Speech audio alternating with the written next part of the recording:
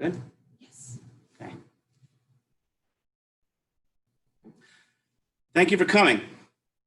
The Central Vermont Chamber of Commerce is proud and pleased to present two internationally acclaimed awards for leadership. For the second time, the International Athena Awards will be presented here in Vermont. Today, we would like to introduce you to 6 accomplished women who are the finalists for these 2 awards. The recipients will be announced at our virtual gala on November 7th. These awards, named after the Greek goddess Athena, known for her strength, wisdom, courage, and enlightenment, is embodied in the criteria used to decide among those nominated for this recognition. The focus of this award is to recognize women in leadership, women who were inspired to take the risk to achieve excellence and succeed. Whether it be in business, education, government, or other public service, these awards recognize these achievements in the finalists and recipients. The Central Vermont Chamber of Commerce sought the opportunity to establish this program in Vermont when we learned of its value, its ability to draw attention to the importance of mentoring, leading, teaching, and encouraging our citizens to seek their strengths and take those steps to improve the quality of life, not only for themselves, but also for their families and their communities. Our mission statement at the Chamber reads that we are here to guide, inspire, and promote the best interest of the businesses and professionals of the area, and to enhance the economic, cultural, educational, and recreational opportunities of its citizens and visitors.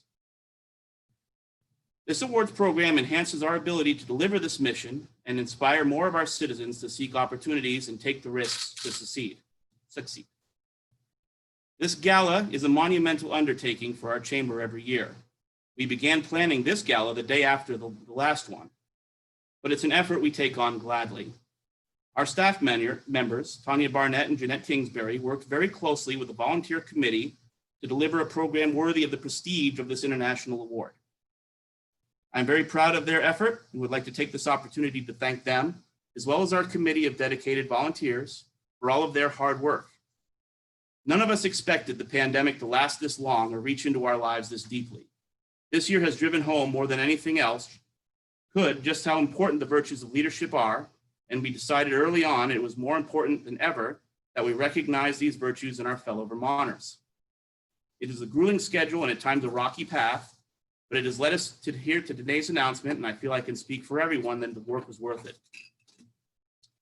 I would like to take the opportunity to thank our event sponsors, Community National Bank, UVM Health Network, and Vermont Business Magazine, as well as People's United Bank, Northfield Savings Bank, and Leahy Press for their ongoing support of this event. I would also like to take a moment to thank our panel of judges, Kim Bolduck, Betsy Bishop, Jeannie Morrissey, Cheryl LaFrance, and Kristen Carlson. They had the difficult task of deciding the finalists from a field of very qualified candidates. We hope to see you at our virtual gala on November 7th. For more information or to register to attend, please visit our website at centralvt.com. I would now like to introduce Dee Lamberton, owner of the Quilter's Garden in Montpelier and chair of the Athena Committee. She will describe the awards in more detail and introduce you to the finalists of this year's Athena Leadership and Athena Young Professionals Awards.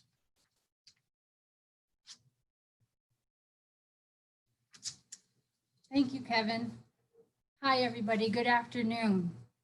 Thank you to each of you for attending this virtual press release. Our audience contains the dedicated Central Vermont Chamber of Commerce members and staff, our impressive group of women Athena committee members and judges, our generous sponsors who make this ceremony possible, Vermont's dedicated press who are here to report on this statewide event. Welcome Jeannie Morrissey, who was last year's inaugural Athena recipient, and 6 incredible women who we are honoring this afternoon. The Athena Awards have a unique and rich history. The name Athena comes from the ancient Greek goddess of wisdom.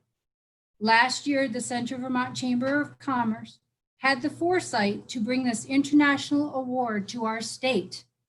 Over 7,000 accomplished women and men from all over the globe have been recognized and celebrated for their professional excellence, determination, risk-taking, community service, advocacy, and most importantly, their support and mentorship of other women.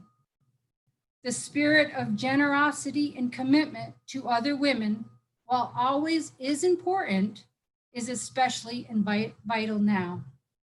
Our significant barrier that holds women back is a lack of access to opportunities, networks, and advocates.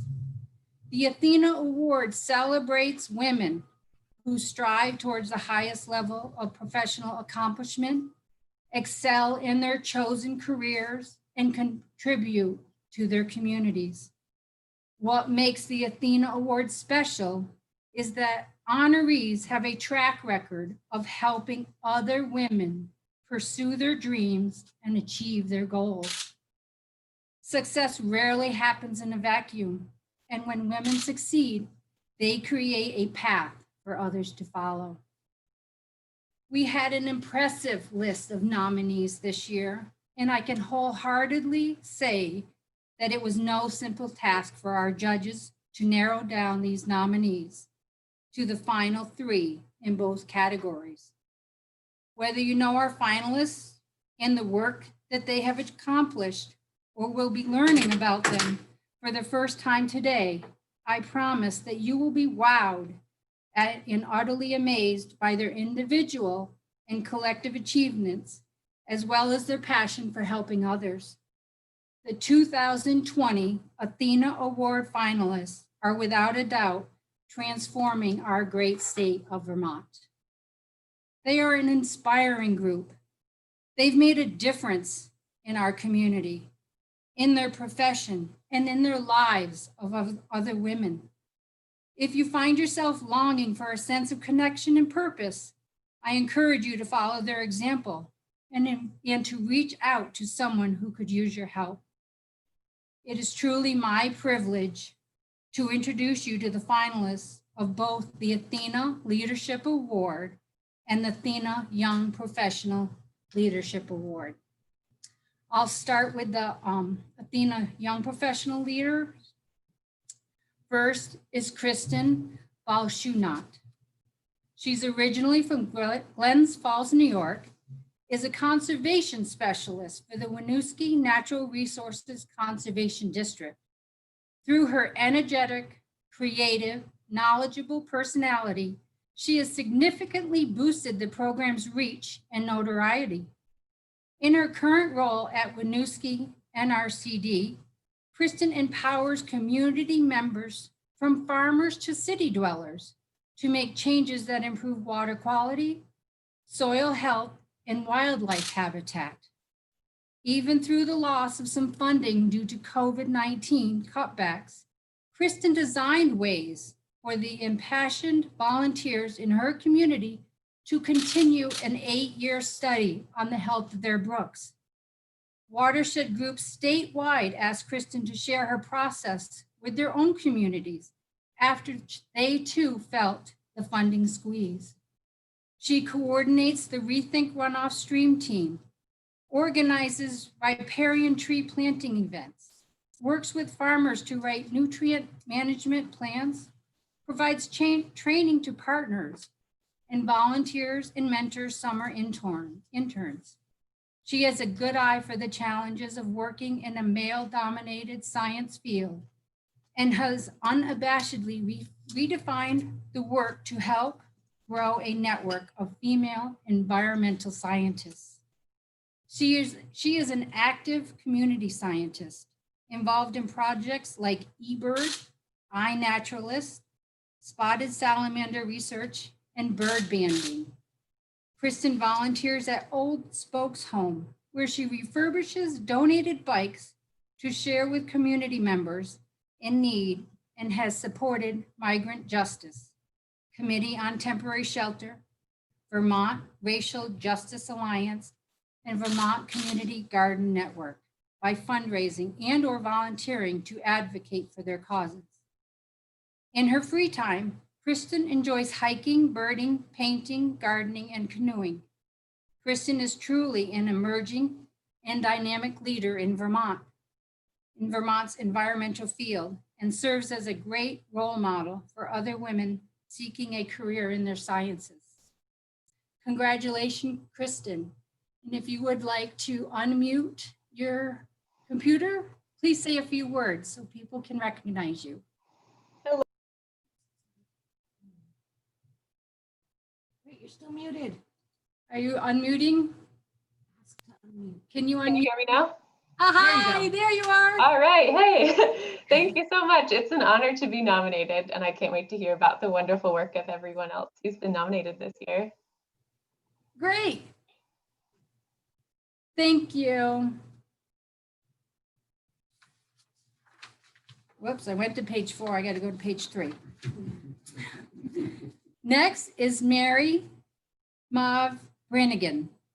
She is a professional project manager who has built her career in the design and implementation of mission-driven projects that support economic and social justice.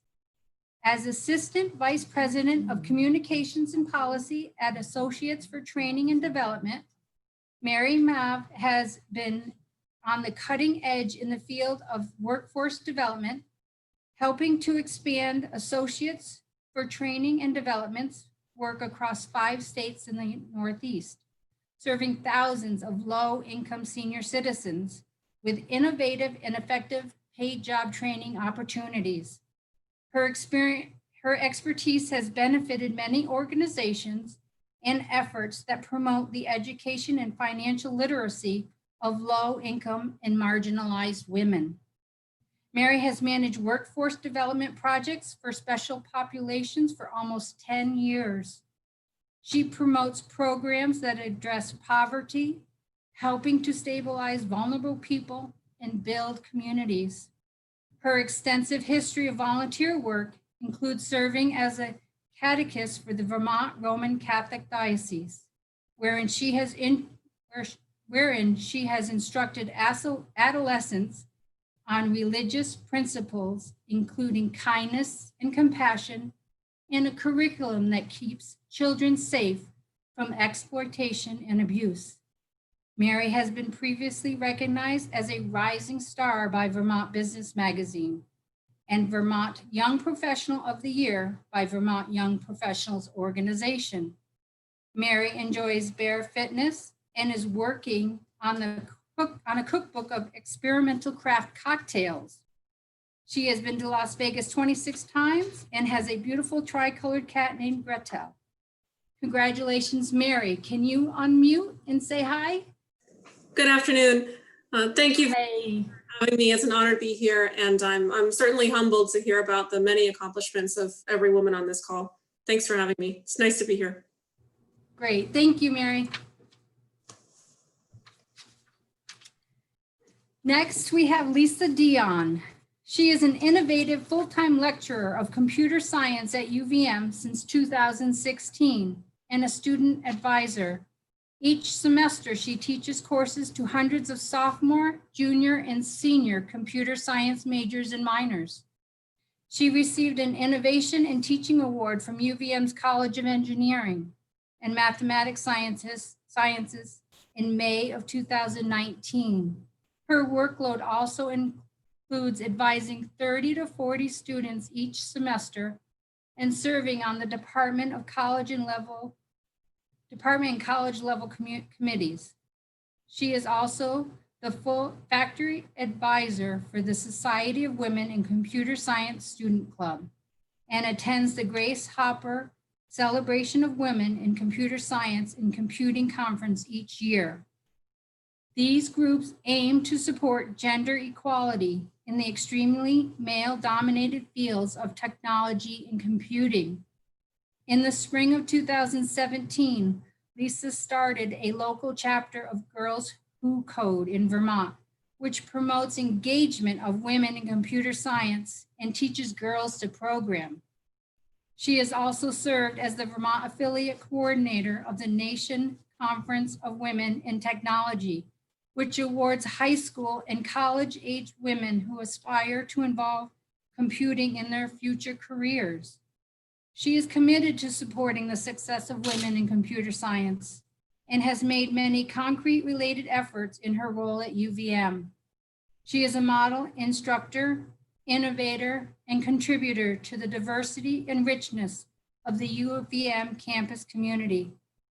Outside of her passions for teaching and gender equality and computing, Lisa enjoys reading, going to concerts, traveling, crafting, homemade gifts for family and friends. Lisa Dion, congratulations. Could you please unmute so we can meet you? Hello, thank you so much. I'm honored to be nominated for this and clearly among a very talented, group of people and strong women. And I want to thank you so much for being able to highlight women leaders within the state, because I know it must have been a great job to read through all the applications and really understand how many powerful and awesome women there are in the state. So I'm happy to be counted among them. Thank you. You're welcome, Lisa. Thank you. Thank you so much. And now I'll introduce the 3 finalists for the Athena Leadership Award. First, we have Nicole DiDomenico. She has worked at Norwich University since 2002, when she was first hired to coordinate local volunteer programs for students and help faculty create self-learning opportunities for their courses. In 2009, she developed and become director of the University Center for Civic Engagement, and through her creativity and drive, she has propelled the center.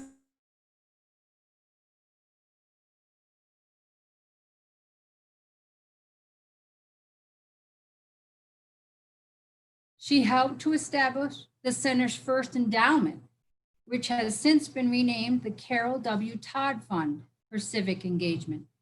As director, Nicole's commitment to the quality of life of others within her community and the larger world communities, she has helped to build local, national, and international service programs, student organizations, special events, and partnerships serving communities from Northfield, Vermont, to Iban, Thailand.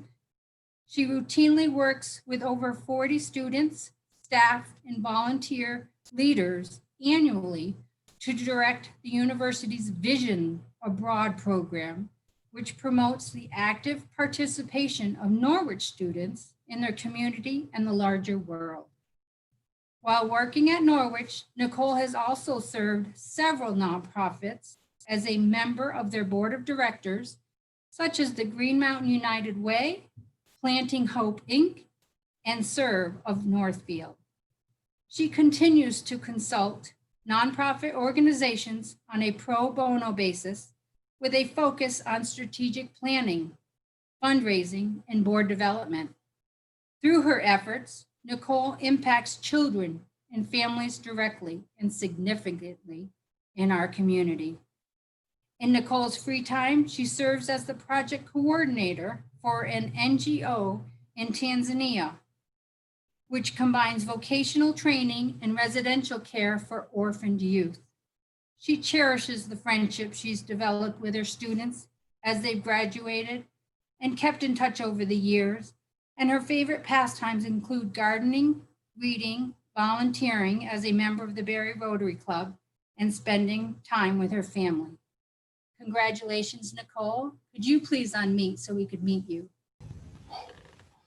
Thank you so much to the Chamber of Commerce and to all of you. It is an exceptional, humbling honor to be considered in the ranks of the women that we're meeting today. And I just want to thank you all so much for this type of recognition. And I can't wait to learn more about all of you and possibly even follow up with some of you about some of your areas of expertise. So thank you again. Great. Thank you, Nicole. Congratulations. Next, we have Sam Roach Gerber.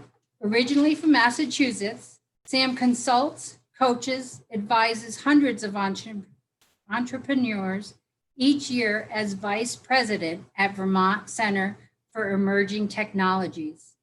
She also oversees programming and partnerships, membership, events, communications, and marketing. In doing so, she adds value to entrepreneurs and Vermont's innovation ecosystem in so many ways. She is moving the needle forward for Vermont startups and the Vermont Center for Emerging Technologies organization. Sam started this Female Founders Speaker Series in 2016, created and co-hosted Start Here, a podcast sharing the stories of active, aspiring, and accidental entrepreneurs. She organized and hosted the Female Founders 25,000 Start Here Challenge in 2018, and she instructs Middlebury College's Mid-Entrepreneurs J-Terms course.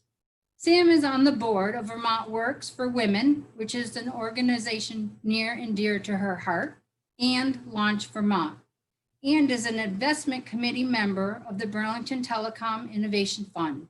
In 2018, Sam was named a Rising Star by Vermont Business Magazine. She is currently working towards her MBA at Champlain College. Sam's innovation and focus on female entrepreneurship has changed the Vermont landscape for the better. Through her work and volunteering, she has been intentional in elevating the voice of women entrepreneurs. She sets the example of being fearless, authentic, and generous. She is a humble role model for many professionals in our state. In her free time, Sam enjoys running, CrossFit, field hockey, hiking, and skiing with her husband. Congratulations, Sam. Could you please unmute so we can meet you? Hi, everyone. I'm loving the golf claps that are happening. That's awesome.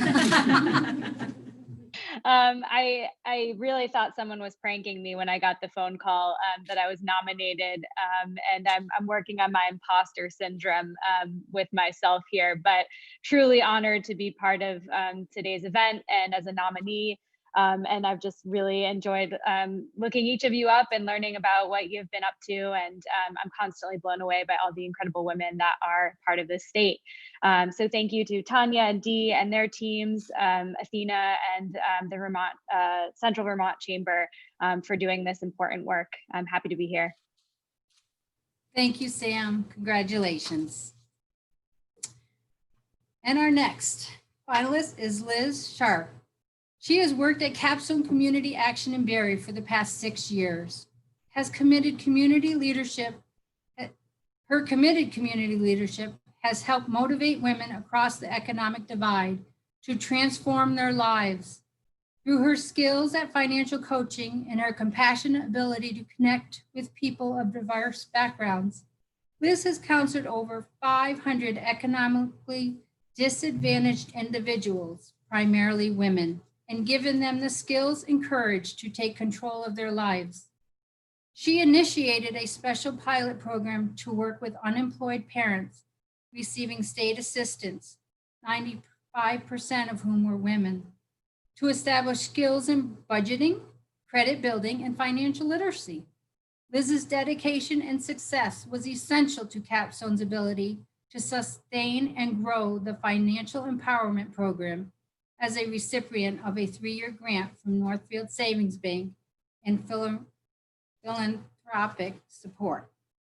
Her role grew exponentially with COVID-19 when she repurposed the Community Kitchen Academy to serve 300 homeless individuals and families, 3,100 meals weekly, partnering with area businesses. Prior to Capstone, Liz worked for Rumney Memorial School in the school nutrition program, focusing on incorporating local foods into the school food system menu. Rumney's schedule afforded her the opportunity to work around her kids' schedule in their younger years and have the time to devote to managing the Middlesex food shelf and organizing yearly fundraising events to support the local foods program and the food shelf. She is active in her community, serving as a select board member since 2014 and on the board of Civil Authority and Emergency Management Committee for the town of Middlesex. She's also a volunteer income tax assistant provider during tax season, preparing taxes for low and moderate income Vermonters. When she's not working, she loves to cook, mountain bike, garden, and spend time with extended family. Liz and her husband live in Middlesex and are celebrating their newly empty nest while their two sons attend college. Liz, congratulations. Could you unmute so we could meet you?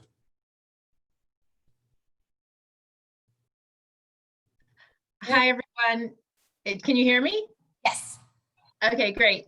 Thank you very much. Thank you for embellishing my bio, because when I heard everyone else's bio, I'm like, geez, mine was only a paragraph. I didn't realize I was supposed to say so much. So you did a nice job adding on to my bio. So thank you. And I just have to say, I truly am humbled to be here. Again, I also agree. I sort of have that imposter syndrome, like, who, me? Are you sure about that? But I just really think it's great that we're all here, and I am so proud of all of us that we got to this point. So yay for all of us. Yes. Thank you. And I would like to add my admiration to these very impressive, successful finalists. I congratulate each of you today for your honorable work and vast achievements. Thank you for allowing us to share this moment with you today. I'd like to ask Jeannie, would you want to say anything? Can you unmute? Hello, everyone. So I think the first thing is, beyond congratulations, is everybody needs to look within so everybody gets over the imposter syndrome. You know, look around at each other, because it really is, you know, it's really quite something to listen to everyone in their niche having such a powerful impact on their community, in their work, and in the leadership and the role modeling for other women. And thank you, Dee, and the Chamber, because you know, my great hope is that this just exponentially grows. And in part of the mentoring is sharing of the story of who me, right? Because we got all those young girls to help understand absolutely you, right? So Right. anyway, congratulations. You're all very, very impressive. It's a privilege to be invited into a process. And there's a whole lot of other women who aren't here that are also, you know, very, very impressive. So congratulations to all of you. It's a privilege to be involved. And Jesse, I got in late to the office, but I saw your email, and I'll get back to you on that other matter too. So anyway, thank you for the chance to participate again, Dee. Thank you very much. Thank you, Jeannie. Thank you so much. Jeannie was last year's Athena Leadership Award winner. Gwen Pacalo was last year's Athena Young Professional Award recipient, and she could not attend today, but she did want me to share this note. Congratulations, finalists. Your nomination is reflective of the immense value you bring to your community, a small token of appreciation for the excellence you deliver in your work and life. Women like you are how the world continues to evolve, even in the most trying of times, as you embody connection, compassion, collaboration, and innovation in your daily life. You lead the rest of us in hope for today and for tomorrow. We notice you and appreciate you. Congratulations, Gwen. She's the director of Vermont's Center for Women in Enterprise. At this point in the program, we would like to ask each of our finalists one question. So of course, I'm going to start with Kristen. Can you unmute? Yes, hello. Thank you. What motivates you to volunteer in your community? I think the first thing that motivates me to volunteer is that it brings me such a big sense of joy. I think that volunteering is one of the best ways that I've found to get to know a community and also to build strong communities. It's also been an opportunity for me to meet my neighbors and develop new friendships, as well as learn new skills, like I have working with community gardens or with Old Folks Home, learning about bike repair. I think that also in this time where issues on a global scale can seem so untouchable, volunteering is a way for me to make a positive change with what's right in front of me here in my own community. I also think that as someone who is afforded a number of privileges due to the color of my skin, my citizenship status, and a number of other facets of my identity, I really think that it's my responsibility to use my time and resources to help create a more just and equitable society. So volunteering for organizations that are working to further those goals is a way for me to really live out my value in that way. And finally, in this position, I've become a volunteer coordinator. The Winooski Conservation District has just 2 field staff. So we rely so heavily on our volunteers to be able to do things like plant 2,000 trees every year, maintain rain gardens, collect water quality samples. So I've really learned about the value of how essential it is for volunteers to be able to help make our work possible. So being on the other side of that experience has really helped me take heart that when I do volunteer anywhere, whether it's for an hour or a day or a year, that it really is making a positive difference for my friends and neighbors and community. Well said. Thank you. Mary, would you unmute? Yes, ma'am. I'd like to ask you, what woman in your life was the most inspiring to you? There are so many to choose from. There are thousands. So I picked the first woman I ever loved, my own mother. My mother is Carolyn Brannigan, and she has been a public servant and a lawmaker and a volunteer her whole life. Not a lawmaker her whole life, but she has for every year, every day, every second, she chooses what she knows is right, even when that is not a popular position. And I have watched her do that, and it has given me courage to find my own path. Even if someone else can see the path that I'm on, I follow what I believe is right. And she has absolutely given me strength and courage, and I have watched her make every choice thoughtfully and carefully and prayerfully and with dignity. And that's how I hope to live and how I believe I choose to live, is making those decisions based on a personal compass and an inward voice that no one else needs to hear. I'm honored to be her daughter, and I love her very much. And I hope that that I will live up to her legacy. That's beautiful. Thank you. You're welcome. Lisa, could you unmute? Yes. Lisa, what is the most important part of being a leader? The most important part of being a leader. I think that would be, making sure that you set up a pipeline to follow in your footsteps, right? That being a leader means that you're not at that bottom tier anymore. And so, put down a ladder, let someone else come up to join you. I think that's probably the most important part of leading, being in that position where you have some sort of power or influence or whatever it is, and making sure that you're using that for something that you believe in and are passionate about, and that you're making a good positive impact on other people's lives. I think that's the ultimate goal, or it should be. So I think that's probably the most important part. Very nice. Thank you. Thank you, Lisa. Nicole, what is important to you as a leader of so many community efforts? Can you repeat that? I'm sorry. I heard some chimes in the background. Sorry. I know, there was a doorbell here. What is important to you as a leader of so many community efforts? Of so many community efforts. You do so much for your community. So what's important for you as a leader of all that? Well, I could answer that in a few different ways, actually. But what's most important to me is setting an example. I, through my work with Rotary and through my work here at the university, I try every day to wake up with kind of a single focus intention of making sure that I'm leading by example, and to remember that,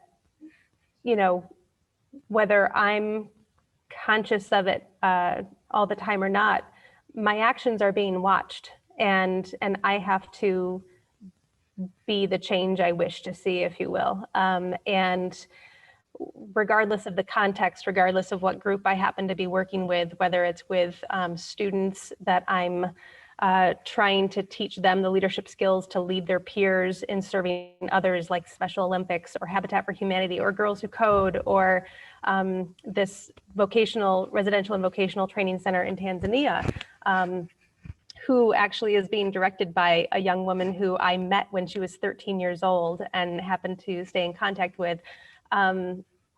Regardless of the context, or if it's, I teach a psychology of leadership class, so we actually talk about leadership quite a bit, and I really appreciated Lisa's response about the continuity of leadership.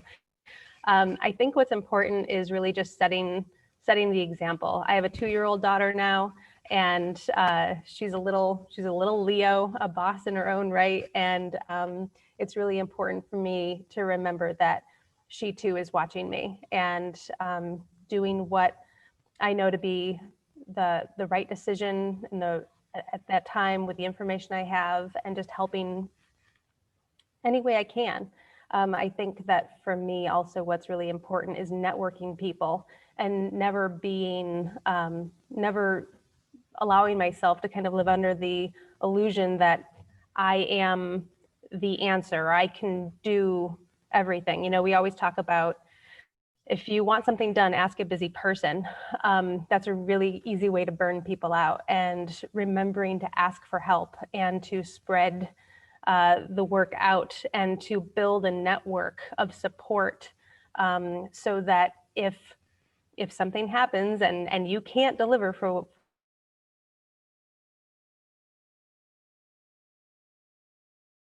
that idea of building community. It's a kind of a convoluted response, but Well, that was great. I don't serve the communities that I serve without the intention of making them better off than how I found them in some way. And I personally, from a selfish standpoint, recognize that I always end up becoming a better person for the service that I help provide others. So it's a mutually beneficial win-win sort of situation, for sure. Yeah, so true, so true. Thank you. Thank you.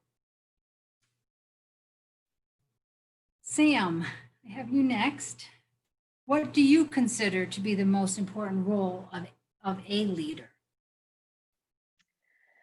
I think the most important role of a leader is accessibility and visibility, I would say.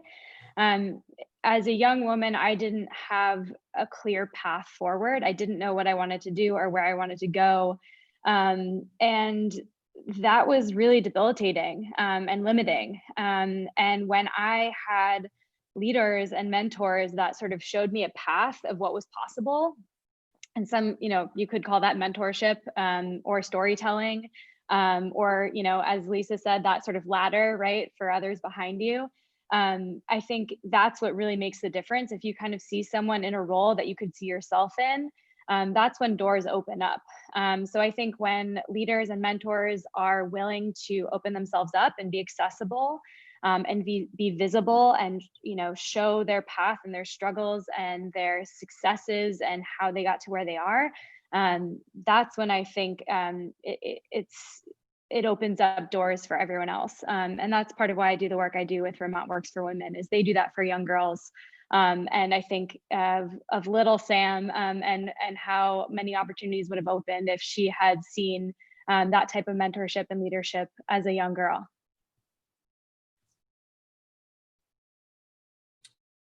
Nice, thank you, thank you. And Liz, Liz, what inspires you to raise up other women? What inspired me to raise up other women? So I think this kind of goes to the fact, sort of what we've talked about already, and that is that sort of none of us are self-sufficient, and we rely on others to support us, whether it's financially or emotionally or socially. And I feel like in my work, I've been able to be a mentor to women, and the work that I've done has allowed me to see people, to see these women really show their resilience in their lives. A lot of the women that I work with, for example, are single mothers. And, if we're looking at, the situation of, where we're talking about their money, a lot of them, live in situations where money's scarce. They were rarely, talked about it in their families or taught about it. So they're at a disadvantage. And I've had the pleasure of watching these women grow and take ownership of their financial lives. And I can say that, we're lucky if we can say that there was someone in our life who mentored us or who helped us, become the person that we are today. And I like to think that I can be that person for other women. And I don't take credit for the successes that a lot of the women that I work with have. But I do believe that if you have someone in your life that believes in you and cheers you on, and guides you with information and resources that are pertinent to you, that's crucial to, making progress in your life. And so I'm happy that I'm able to do that for other women. Great, thank you. That's very nice. Thank you. Okay, does anybody else have questions for our finalists? Okay, I think that will be the end. Thank you for your inspiring answers. And for all of you in this virtual room, thank you for coming to meet, celebrate, honor, and applaud these remarkable women who are leading by example. And as you leave this afternoon, think today and every day, we must empower each other, lead each other by paving the ways, opening doors, and making space for more of us. Have a wonderful evening. Thank you. Thank you. Thank you. Take care. Nice to meet everybody. You as well. Bye.